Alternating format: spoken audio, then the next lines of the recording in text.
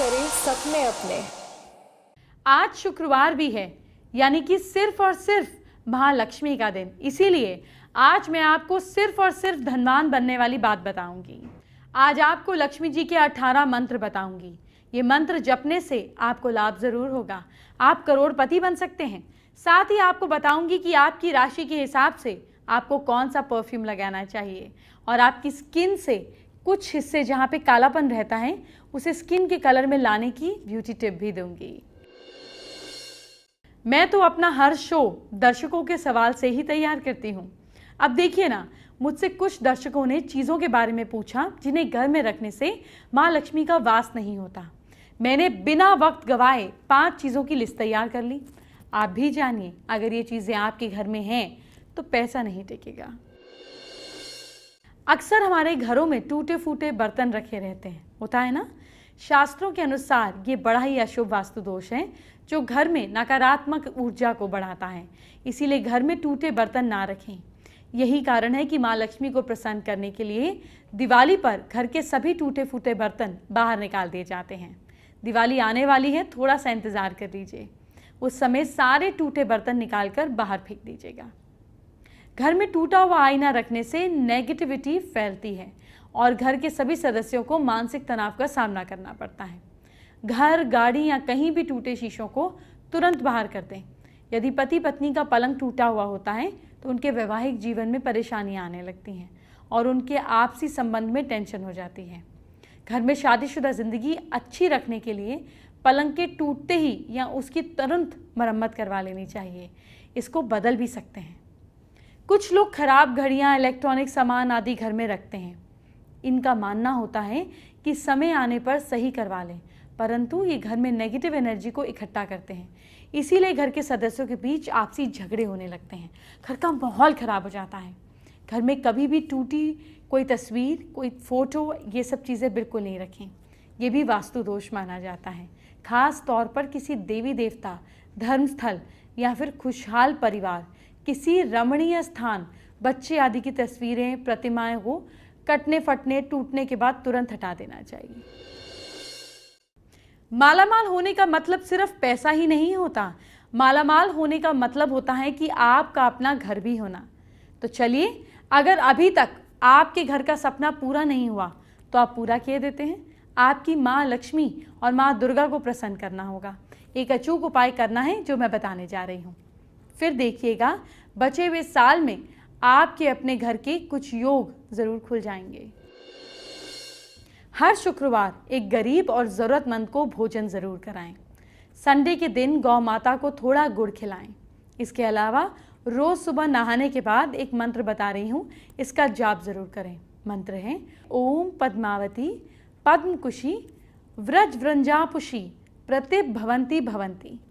इस उपाय को रेगुलर करने से, जाप करने से आपकी संपत्ति में बढ़ोतरी होगी।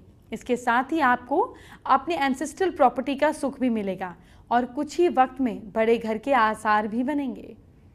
अगर आपको खुद का मकान बनाने में लगातार परेशानियों का सामना करना पड़ रहा है, जैसे आपके मकान बनाने के लिए लोन नहीं मिल पा रहा हो, तो आपको जो जगह पसंद है उस पर कोई और नज़र ना जमाए बैठा हुआ हो, इन सभी समस्याओं से निदान पाकर अपने घर को बनाने के लिए एक मिट्टी की कोरी हांडी लें। अब इस हांडी में दूध, दही, घी, शक्कर, मिश्री, कपूर और शहद डालें। हांडी को अपने सामने रखें और सामने बैठकर दुर्गा निवारण के मंत्रों का जाप करें। इसके बाद इस हांडी को किसी नदी या तालाब के पास ले जाएं और इसे ज़मीन में गाड़ दें। इस उपाय को करने से भी माँ दुर्गा की कृपा आपको प्राप्त होगी और आपको जल्दी ही बेस्ट ज़मीन पर घर बनवाने के लिए सारी सुविधाएं मिल जाएंगी। अभी लक्ष्मी जी की बात खत्म नहीं हुई है।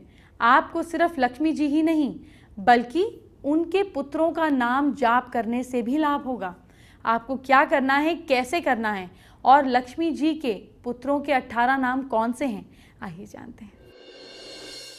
धन लाभ होने लगेगा। लक्ष्मी जी के 18 पुत्रों के नाम: ओम देव सखाय नमः, ओम विजयाय नमः, ओम चिक्लिताय नमः, ओम वल्लभाय नमः, ओम आनंदाय नमः, ओम मदाय नमः, ओम कर्दमाय नमः, ओम हर्षाय नमः।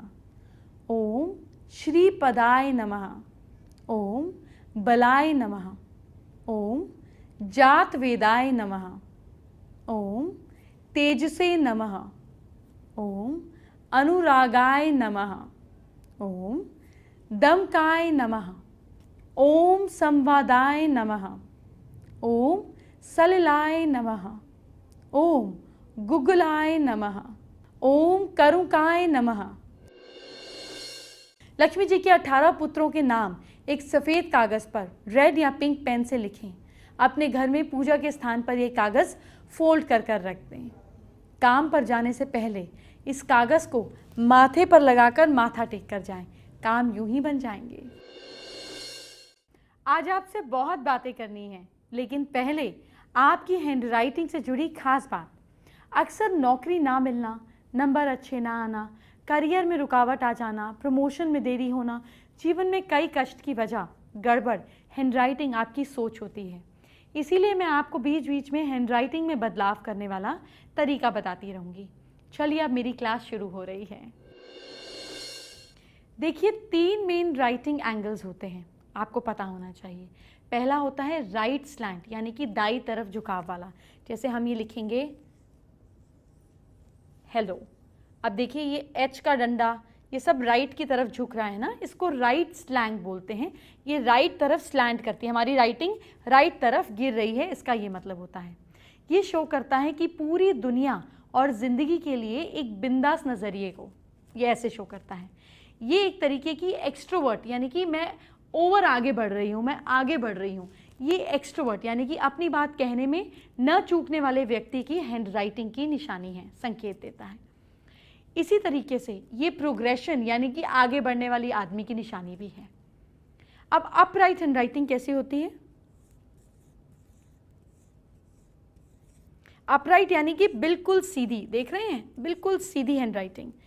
ऐसी हैंडराइटिंग, ये एंगल दर्शाता है संसार और जीवन से एक दूरी, अपने आप में संपूर्णता का भाव। इसको ऐसे भी बोलते हैं कि ऐसे लोग स्टेबल और थोड़े रिजिड होते हैं। अब एक हैंडराइटिंग होती है लेफ्ट स्लैंट।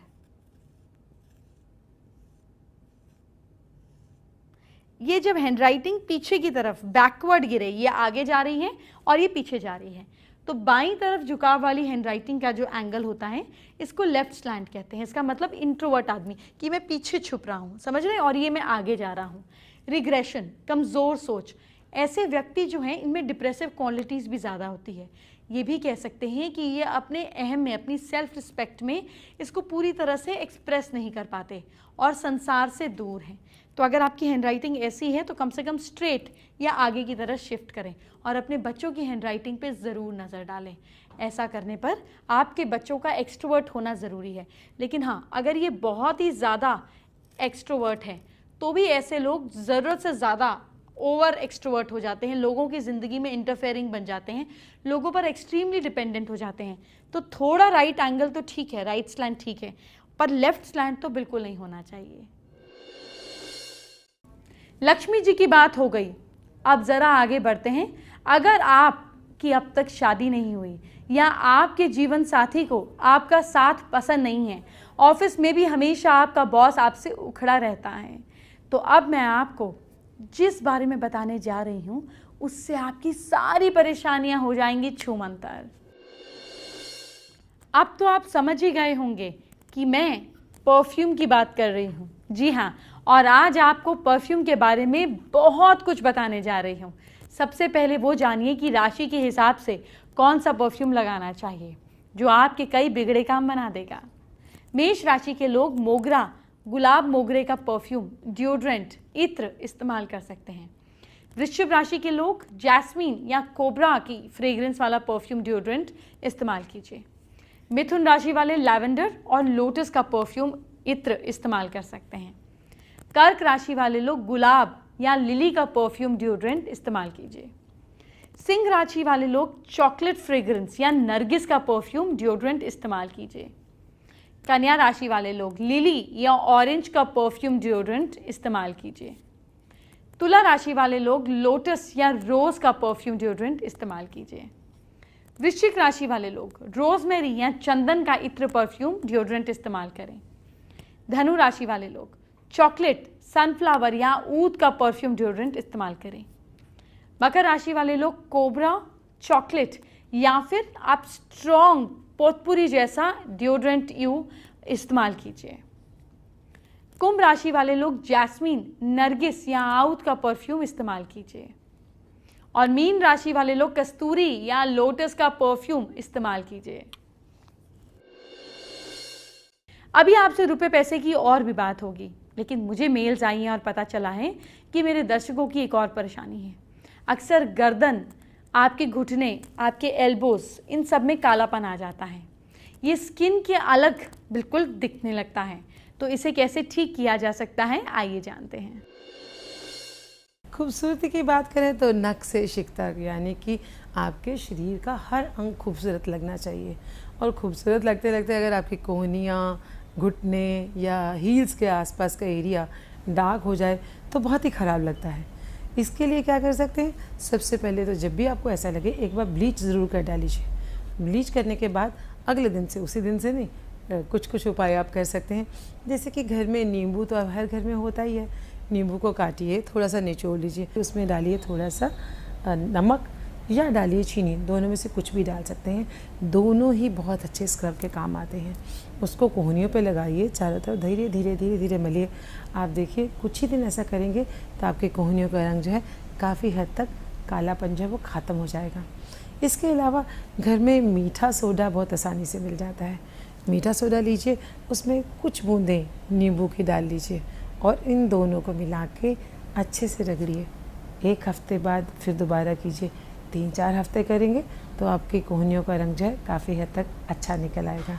सफाई रखना बहुत ज़रूरी है। हमेशा कोहनियों को साफ़ रखिए, घुटनों को साफ़ रखिए।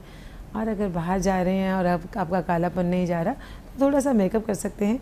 थोड़ा सा कलर करेक्टर्स आजकल मिल जाते हैं रेड कलर के, तो वो कलर करेक्टर लगाइए और अपनी स्किन का कलर उसके ऊपर लगाइए, पाउडर लगाइए, आप आराम से जा सकते हैं। वैसे आजकल केमिकल पील्स अवेलेबल हैं जिनको करने से कहीं भी कालापन होता है स्किन का तो वो भी निकल जाता है। आप बहुत ही परेशान हो गए हैं और देख रहे हैं कोई भी चीज़ काम नहीं कर रही तो आप कोई ना कोई केमिकल पील भी कर सकते हैं। केमिकल पील को लगाया जाता है और उसको कुछ देर रखा जाता है। एक दिन तक आपको उसमें पानी नहीं लगाना होता, लेकिन उसके बाद आप जितना मर्जी धोइए। जैसे जैसे आपकी स्किन ऊपर से पील होती जाएगी, अंदर से अच्छी स्किन निकलेगी। लेकिन सफाई करके रहना बहुत ज़रूरी है। आप रोज़ चाहें तो जब आप नहाते हैं तो एक प्यूमिक स्टोन अवेलेबल होता है जो बहुत ही लाइट रगड़ाई करता है, ज़्यादा जोर से नहीं रगड़ता आपकी कोहनी पे, तो हल्का सा उससे रगड़िए। और अगर आपको चुभता हो तो थोड़ा सा साबुन लगा के उसको रगड़िए। रोज़ रोज़ ऐसे करेंगे तो आपकी कोहनियाँ बिल्कुल साफ़ रहेंगी। अगर आपको ड्राइनेस लगे तो थोड़ा सा मॉइस्चराइज़र ज़रूर लगाइए। मॉइस्चराइज़ करने से भी कोहनियाँ साफ़ रहती हैं। और घर से बाहर निकलते वक्त कोहनियों पे कोई ऐसा मॉइस्चराइज़र लगा के जाइए जिसमें SPF हो, यानी कि वो SPF युक्त जो मॉइस्चराइज़र मिलते हैं आप उनका इस्तेमाल कीजिए।